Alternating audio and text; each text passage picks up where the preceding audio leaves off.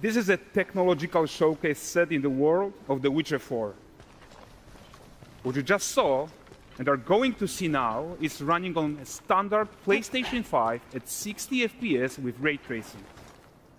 So in the game, you'll be playing as Ciri, a professional monster slayer, a witcher.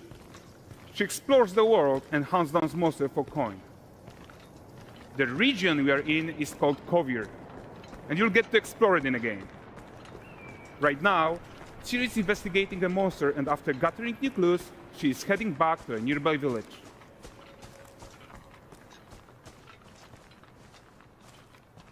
All right, everyone, meet Kelpie. Let weeds be weeds, Kelpie. So just like Geralt had Roach, Ciri has her own loyal companion. We return to town.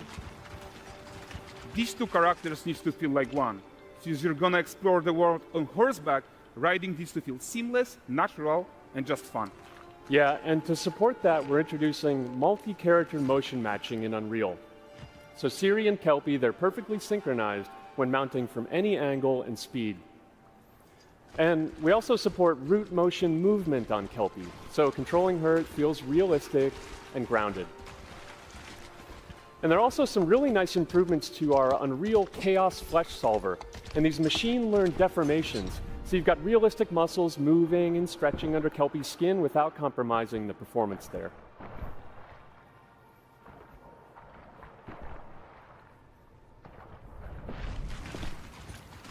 So let's leave Ciri behind for a second and talk about the world itself. So much of the Witcher world is natural, organic, especially Kovir with its dense forest and wild nature. Yeah, and wild nature is hard. And with nanite geometry, we've freed artists from so many of their old constraints. But we don't want to rest until everything we do in Unreal has that same spirit of freedom. There's always more work to do. And foliage is a huge piece of that puzzle. So we are excited to introduce nanite foliage. And in order to achieve gorgeous foliage density everywhere, while still being memory efficient, fast to render, we believe that a new idea was needed. So instead of the same card approach we've been using for the past 20 years, artists should be free to take a nanite approach to foliage, modeling every single leaf and pine needle. And the old LOD tricks of the past, they needed a complete rethink. And in their place, it's a new adaptive voxel representation in nanite. It's volumetric, it's fully 3D, it is super fast to render. And these dense clusters of triangles turn into these cubes, which at a distance, they're no larger than a pixel, and they react to the changing light of our dynamic sun and our shadows, and they allow artists to render whatever amount of foliage is needed to achieve their vision without compromise. And no compromise means how ambitious we are when it comes to bringing our vision to life with incredible visuals. But more than that, together with Epic, we created faster way to load the world. We can now bring in more content more quickly for the smoothest possible experience as we fly down to catch up with Ciri.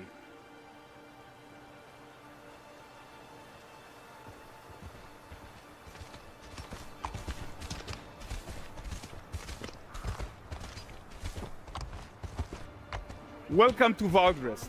So Valdrest is a port town, a hub for fishing, trade, and mining.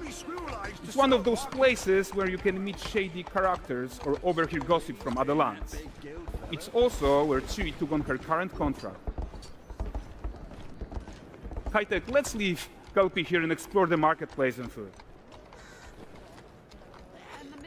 I'm so excited we can finally show you some of this stuff. Let's see what Valdrest has to offer. Not her again. Not even at the land Exeter Fair. Now, 9 gazes while I present him with a fish. For the furry rascal will often wait, and the fair's weight grants good fortune. For this feat,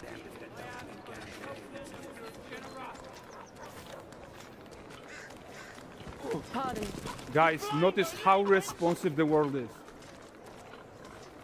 Character actions directly affect what happens around you, sometimes even setting off chain reactions.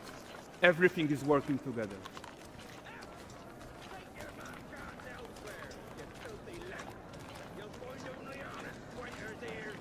Oh, look at this poor gentleman being taught how to fly by an angry innkeeper. That's what happens when you cheat at Gwent. Last of it, is it?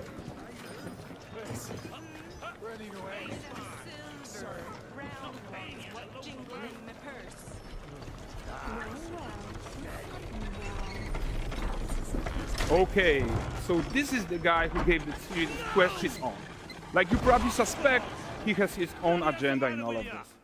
You're off your tits again, Wilfred. Get your ass up.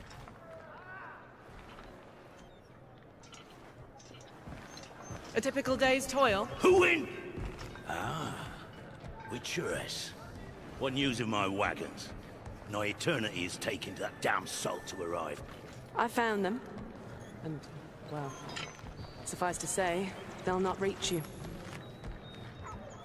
As for the salt, I found not one speck. I presume this comes as no surprise to you. Now. Kavir's smuggling trade is of no concern to me. Shush. The manticore that flattened your cart and devoured your men, quite the opposite. Manticore? No, them winged hellspawn dwell in the arse end of Creighton. While Siri decides what to do about that merchant, let's take a look at the character technology that powers this marketplace. Why don't we listen in on these fishmongers? They're selling their wares, chatting up customers. Morning, catch this is. Won't find none fresher. Reckon me ladies after one of them. Get this cleaned and gutted for you. You mind, dearest? Into seeing something more. Got mackerel cod, all Braxton's finest. And there is tons of tech to play here, even in this simple market stall. Metahuman tools, improved Unreal Smart Objects, Chaos Cloth, and more. Yeah, and all of this exists to make sure that the gap in quality between Siri and NPCs is as small as possible. Yeah, and closing that gap, it's not just about fidelity, right, but also authenticity. They should react to changes in the world around them. But the prisoner in Pillory isn't exciting enough for Valdrest. Let's grab everyone's attention with a circus.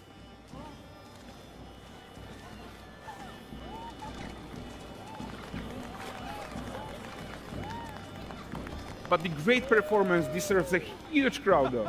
Let's crank it up.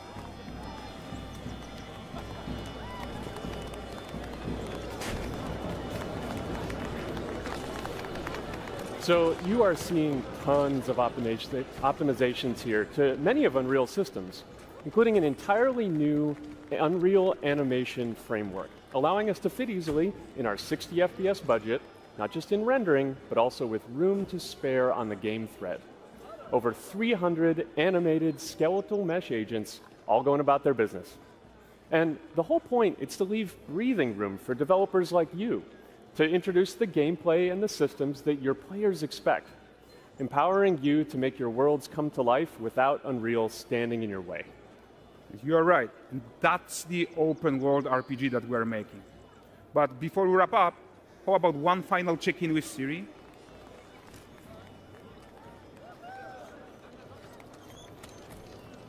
We are making this game to be the most immersive and ambitious open world Witcher game ever. And we are making this a reality thanks to our work on Unreal with the team at Epic. I think what we are doing together is going to bring in a new generation of open world RPGs, and I'm so proud of what we accomplished so far. We are too.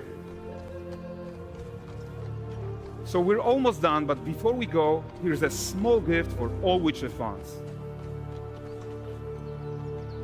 A first look at Lanexeter.